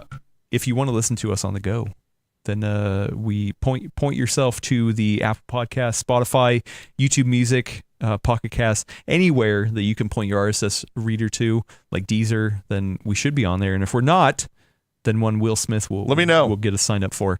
I want to thank Mike Crider for being on the show. Thank you, Mike. Thank you. I'm happy to be here. It was a good time. Will, thank you so much for hanging out. Always fun. I appreciate it. Oh, hey, look, I got to try Bob for the first time. Did you? I mean, until it crashed. I mean, Yeah. I typed my name in. Oh, you did. You're right. I told it where I was born. I gave my social security number and my birth date. Oh, good. Yeah. That exists somewhere on a VM.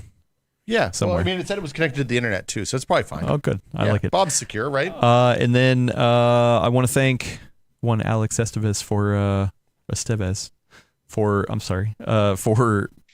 controlling the verticals and horizontals.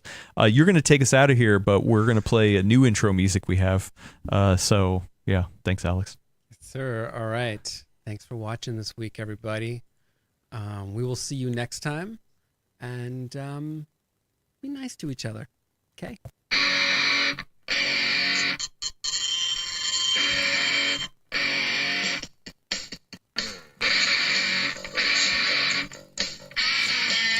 And that bass.